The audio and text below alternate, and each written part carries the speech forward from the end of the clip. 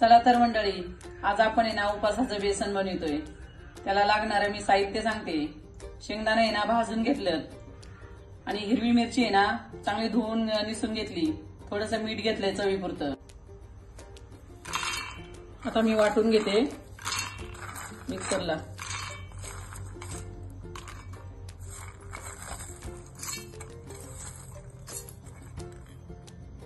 मी आता आहे ना गॅस बारीक केलेला आहे। आता मी वाटलेलं वाटण आहे ना परतून घेते।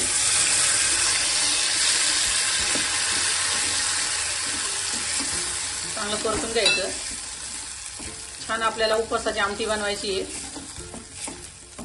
उपवासाचं बेसन म्हणू शकता, आमटी म्हणू शकता तुम्ही।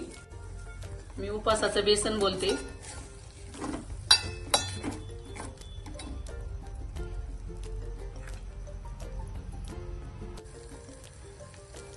कढई आहे ना साईडने तेल सुटलंय।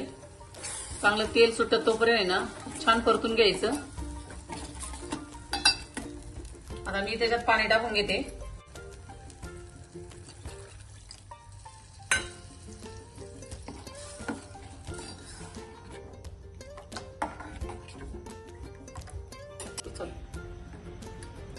असं घट्ट झालंय। मी अजून थोडं पाणी घालून घेते त्याच्यात। बघा, एक ग्लासभर पाणी घातलंय मी। तुम्हाला जशी दाटसर लागते ना तशी तुम्ही बनवा। बघा, मी इतकी दाटसर बनवलेली आहे। आता त्याला उकळी घेते।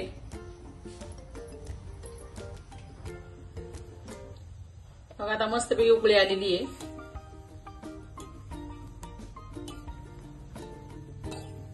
उकळी आली ना थोडासा गॅस लहान ठेवा। चांगली 5 मिनिटं उकळी येऊ द्या, म्हणजे आपलं छान बेसन होतं। मस्त झाले, पाहू शकता तुम्ही किती घट्ट किती पातळ झाले। आपल्याला खिचडी सोबत खायला आहे ना जरा पातळच करायचं असतं। खिचडी सोबत खा किंवा रताळा सोबत खा, कशा सोबत पण खाऊ शकता तुम्ही। आपलं शेंगदाण्याचं बेसन छान उकळी आलेली आहे, थोडं आटलेलं पण आहे। आता मी ना गॅस ना बंद करते। बेसन तयार आहे आपलं, पाहू शकता मस्त उकळी आलेली आहे, थोडं आटलेलं पण आहे। गॅस बंद केला आता मी। बघा, आपलं बेसन तयार आहे। मी आता ओतते याच्यामध्ये, बादलीमध्ये ओतून घेते। बघा, पाहू शकता तुम्ही आपलं शेंगदाण्याचं बेसन तयार आहे, उपवासासाठी बनवलेलं।